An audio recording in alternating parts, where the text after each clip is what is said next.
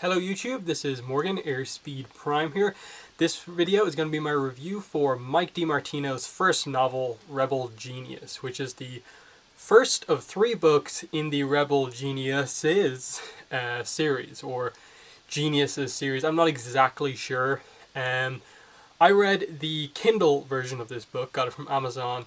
Unfortunately, I'm from Ireland, so that means that the European version of the book physically isn't out until November. I'm pretty sure the book is only released physically in America and I assume Canada. Everywhere else you have to get the Kindle version. So I'm not entirely sure like whether or not on like the back of the book it says that like what the name of the series is and stuff like that, but as far as we're aware, that's the case. It's called the Rebel Geniuses is the series, and then this is the first book, Rebel Genius. So straight away, this book is of interest to Avatar fans because it's one of our first times getting to see Mike write something that is not just the show, Avatar and Korra. And especially because he's going to be the writer on the Korra comics. This is of note because this is him writing a book, and like how he does dialogue and stuff like that will to some degree apply to the way he's writing the Korra comics. But it's also just, what is this story like? If we like Avatar so much because of Mike's involvement primarily as the story guy on that, he's doing everything on this book. If he got Avatar right, what's to say he can't get this right? So really interesting just, going into that to see what the book is like. So overall, I really like this book. It is very much, you can tell it's that kind of middle grade, kind of young adult style book. It's not going to test you in terms of like reading. It's a very easy to read book. There's not like 10 pages of descriptions for everything. It's fast paced, to the point. You get explanations of concepts when you need them, but in general each chapter tries to do something unique and different. It tries to focus on introducing a new concept, a new character, or a new location or something like that. So the book is quite fast paced, the chapters are short, and that's the style of book it is. If you've ever read any like kind of anime, manga, light novels, it very much reads similar to that. In terms of another book, it reads, I suppose, relatively similarly to something like a Harry Potter kind of type thing. That's kind of how it feels. This book actually would feel very similar to some of the earlier Harry Potter stuff. 1, 2, 3, maybe not quite as dark as some of the stuff later on, but there are some kind of pretty dark elements into this book. A surprising amount of people get killed in this book, which is not something you'd expect given the concept for this series, which is, for anyone who's unaware of what Rebel Genius actually is as a concept, it's basically this world where magic, art is magic, is kind of the kind of theme of this. That people who are really good artists have these other beings with them called geniuses. In this case, this location, all of them look like little birds. So our main character, Giacomo, has this little bird that kind of flies around with him, and that's kind of connected to him. The bird has a little crown on its head, and in that crown is a little gem. That's kind of like the source of its powers. And the idea here is that this genius is literally a physical representation of the kind of artistic creativity ability of Giacomo. So if his genius gets injured, Giacomo suffers the damage, and I think it's vice versa, but they don't really make that. It is vice versa, yeah, remembering later parts of the book. So they're connected in that way, in that like if one dies, the other dies, that sort of thing. So that's the kind of main concept, but they get much more into it as I'll kind of explain a bit. The premise for the book is that Giacomo is this orphan boy who's living on his own in the sewers. At the start of the book, he doesn't have a genius, but then really early on, this incident happens, and then out of nowhere, just his genius basically appears in like a ball of light in front of him, and suddenly he has one. The interesting thing is that the setup for geniuses is that usually kids who are going to have a genius get one within the first like 1 or 2 years of their life. Not everyone is born with one, but the people who are, it always appears like when the child is like under 1, 1, or 2. Giacomo getting his at 12 is kind of like, what's going on here? Why this moment specifically? And so this changes everything for him. He quickly is kind of found by other kids who have geniuses who've kind of located him. They get him on board and they bring him back to this kind of sanctuary for artists, and he begins to train. The reason there needs to be a sanctuary for artists is because the ruler of this world, the kind of country they're living in, is Zizola. The Zizolan Empire is kind of guided over by this person called the Supreme Creator, and her name is Nereza. She's the current ruler. And the idea here is that she has basically banned geniuses from existing. So anyone who has a genius, she orders her soldiers to go out and basically take them away and be killed. So in essence, she kills anyone who has a genius, which means the person dies as well, because as I just said, the genius dies, the human dies, and so you get that sort of a setup. That she has a genius of her own, and it's one of the bigger ones. And there's this thing with the geniuses that they grow as the person grows, and the implication seems to be that if a person gets to be around 30, 40, older, the genius is going to be this giant bird that they can literally ride on. So so for the kids, their geniuses all look like relatively normal birds, but with crowns with the jewels in them. Whereas the older characters, I think we see 3 kind of big geniuses in this series. They're all like giant owls, giant kind of hawk-like things. And there's the implication, that when our characters get older, their geniuses are going to be big enough that they can ride on, and that sort of thing. So, pretty cool concept. But so you see why kind of the kids are kind of underground. They're kind of trying to keep their geniuses a secret, because if they're found out, they're basically going to be killed, because Nereza is against geniuses full stop. So what we have here is one of the people who works for the government, who works for Nereza, called, oh my god, there's all these Italian names. Baldassare. He is one of the government officials, but he is supportive of artists. He's kind of doing it under her, without her knowing. He's taking in these artists. He's buying art from the black market so that he always has art. She's kind of anti-art and kind of creativity. He brings people in as well. And he doesn't have a genius himself, so who he has training all these kids he's bringing in is this really old but famous artist who is like assumed dead, Pietro.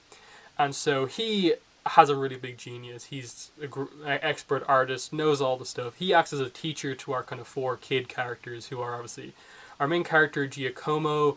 The 2 girls that we have here are Amina. I don't know if I'm saying her name right, because it's like Aaminah. I think that's how you say it.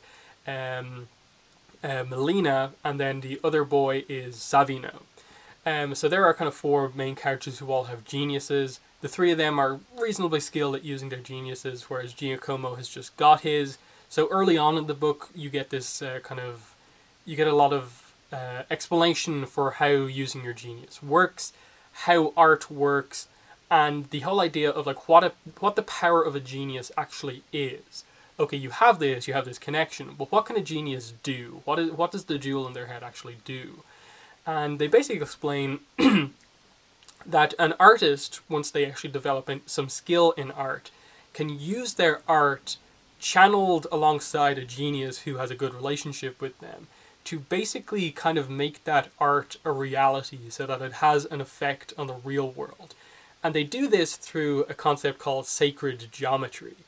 And I think this is a real concept that, like the whole sacred aspect of it, it's like maybe not real, but the idea that basically if you do enough geometry, you can basically make nearly every shape. And the idea here is that there's levels of this. So the first level is just drawing a circle. The second one is drawing a line, but it is a line made from 2 circles. The next one is a triangle, of course, and the idea is that it's not, you don't just draw a triangle. You have your 2 circles, the line, and then that line helps you to draw the triangle, and it's just building on top of it until you get these really complex designs, and that's how you draw the ultimate power of a genius out. So you can do things like kind of create these kind of solid light structures made of geometrical patterns to make like bridges. A lot of times they use attacks where they kind of throw kind of like energetic triangles at people to kind of break locks and stuff like that. It's a kind of the attacking bit. But on the higher end scale of things, the crazy geometry shapes, you can actually bring your art to life. So it's this idea of kind of creating a living being.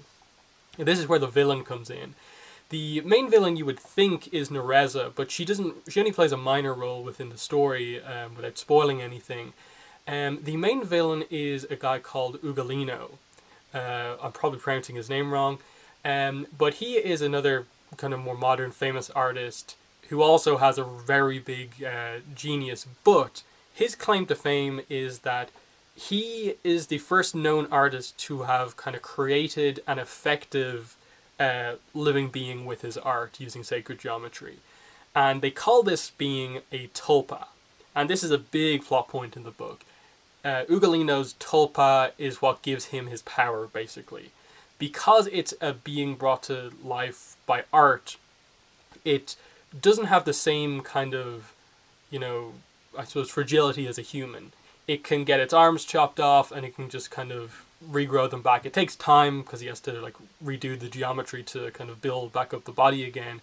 But in essence, he has made this kind of being that is super powered, that doesn't have like skin. It's kind of basically this kind of living stone type situation, and you can sort of see where they're going with this. Was he right to do this? And how do you deal with a being you've created yourself? Should you give it free will, or should it always be under the control of the artist? And this becomes a major plot point because kind of unexpectedly, for me at least, the most important character that I would say has the best character arc in the book is not Giacomo, the main character. It's not the villain, Ugolino. It's actually Ugolino's tulpa, Zenobius. That's the character that I think is probably the most interesting one in the entire book, just because of the concepts that they actually deal with. Apologies for the cat in the background. So, because of like that, it means like the kind of format of the book where you actually have a decent amount of chapters with the villains, because the plot, once you get down to it, is obviously Baldassare is kind of bringing in all these kids. They're being taught by Pietro. The aim for basically all of the characters is to gather together these three sacred creator tools: the creator's compass, the creator's straight edge, and the creator's pencil. And the three of these are basically established within the lore of this universe to have been the items that the creator, the effective god of this world, used to create the world.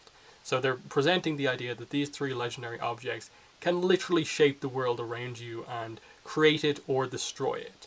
So they're trying to get this to basically be powerful enough to remove Nereza from power and just allow artists to be free again within the world. Ugolino is doing it for more nefarious purposes, to obviously kind of destroy the world and remake it the way he wants it. So like roughly the same idea, but taking much different approaches, one more destructive, one obviously different. So that's the kind of plot. The plot of this book revolves around finding the compass. So you can tell that the next two books are going to focus on each of the other two, I assume. The compass for now is the goal, and in essence it is a once you get past all the introduction, it is a journey of these four kids going out to search for this. Ugolino gets on the trail. They come across each other a few times. There's battles, scuffles, mysteries to solve as there's kind of like puzzles and dangers surrounding all of the locations where these objects are, and you can see where the kind of threat comes in. There's like reveals along the way, bits of character development here and there, but that's the gist of the story. What I think is the best part of this book, though, is the concept stuff. The geniuses, the sacred geometry as an explanation for the powers, and what the big powers are at the end. Like I said, Tulpa is bringing living things to life. And then there's this other concept, the wellspring of creativity.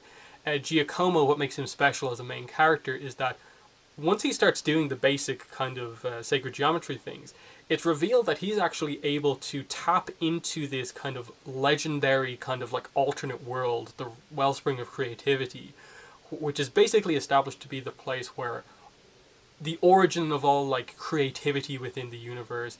They kind of hint that it's the place where like souls go when they die and stuff like that. It's a dangerous place for humans, but Giacomo is able to access this, but he kind of can't control it.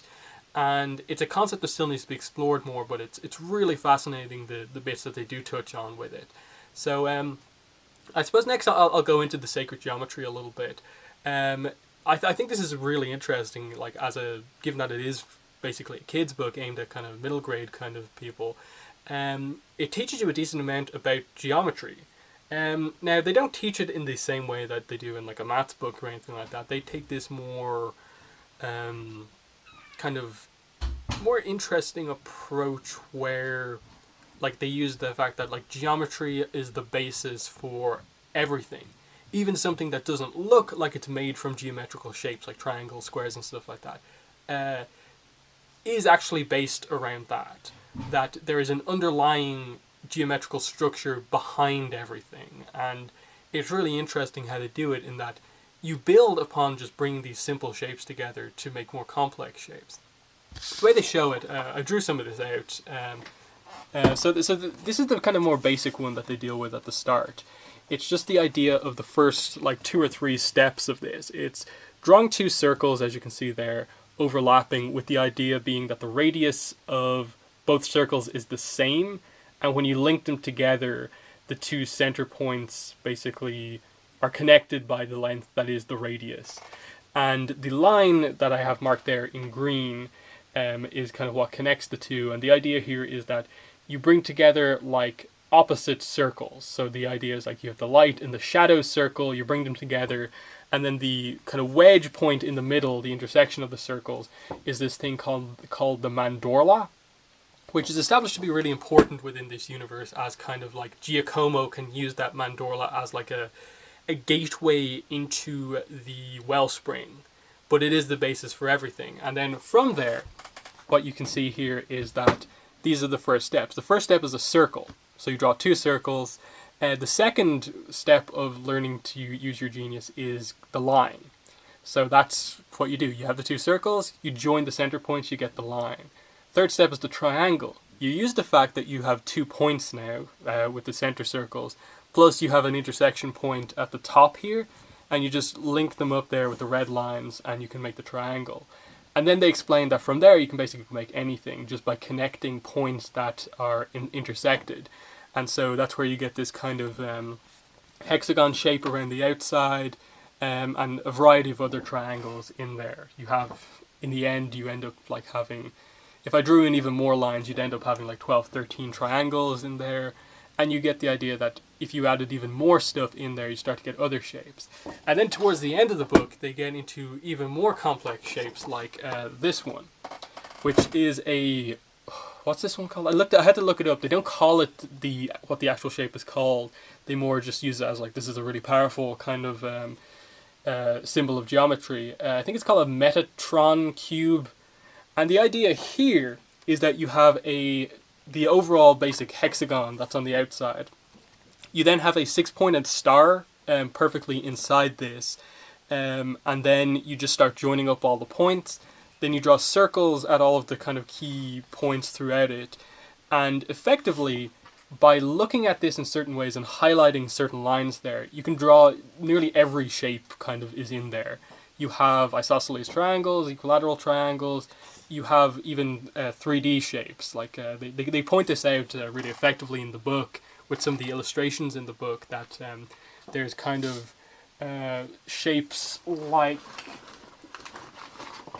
there's shapes like kind of like this, which is this is an icosahedron, a 20-sided shape.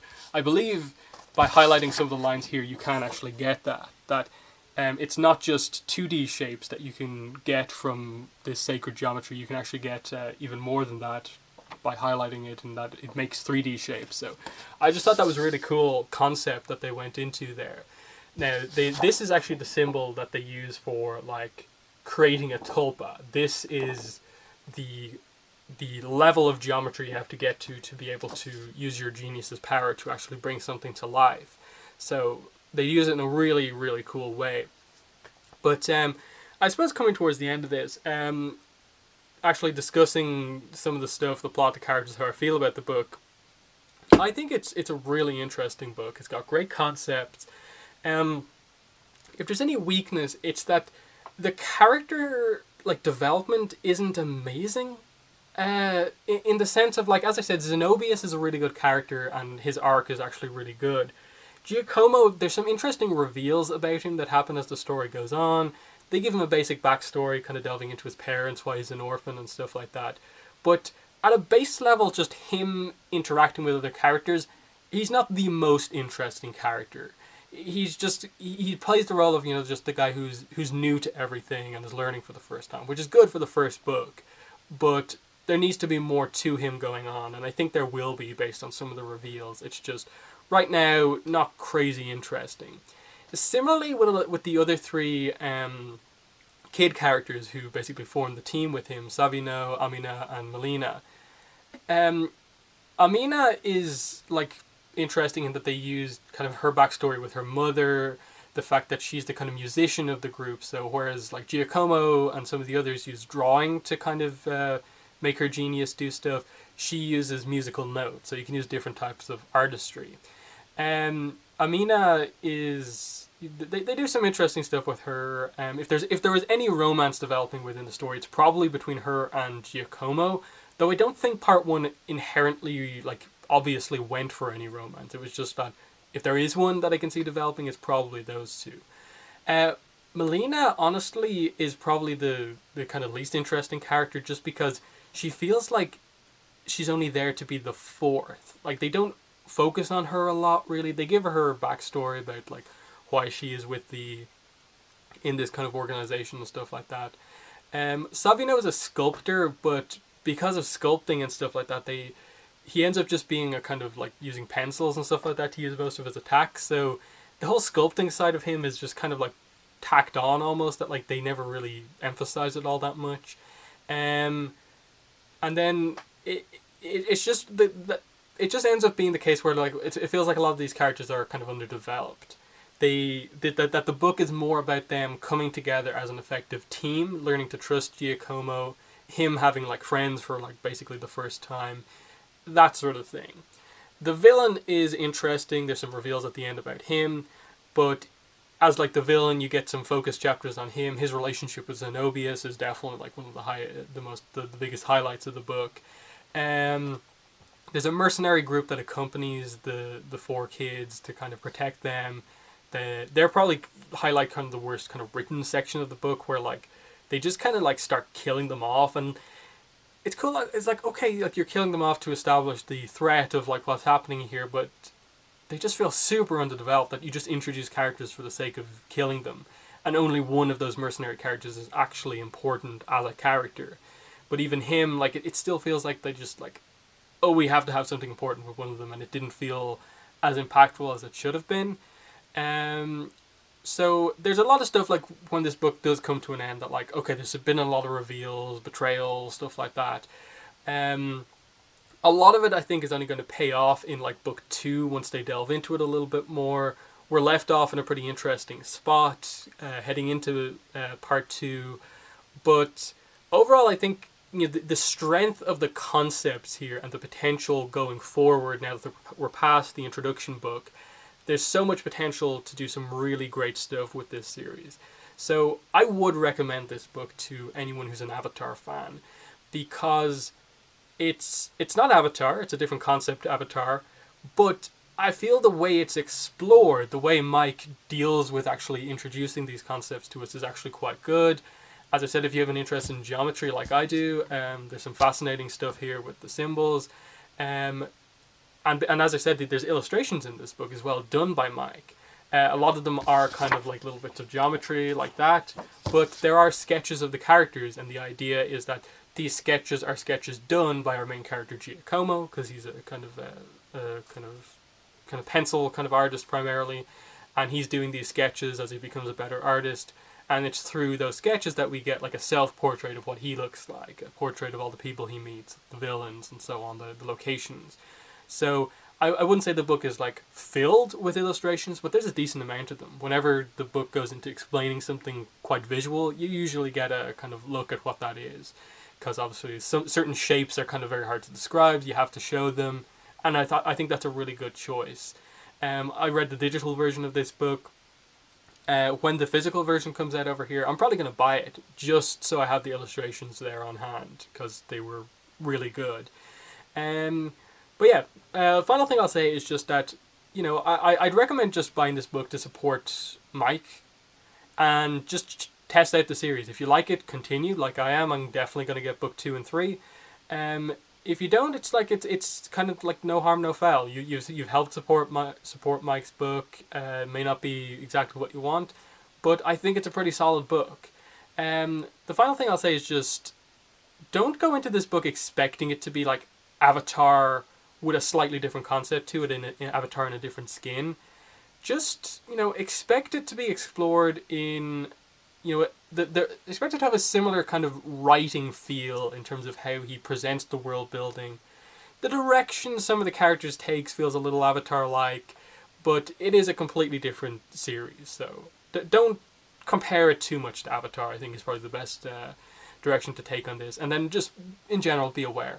This is not meant to be like some really big fantasy book like Warhammer or these Halo books or anything like that.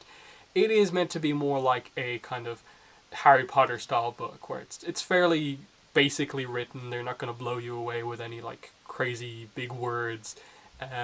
It's quite fast paced. Stuff is happening all along to keep your attention and keep the plot going. So it works quite nicely. But I'm just going to end the video there. In the comments, if you have any questions about the book, let me know. If you've read it already yourself, definitely let me know what your thoughts were. Do you agree with what I've said? What are some of your favorite parts? And we can have a discussion in the comments.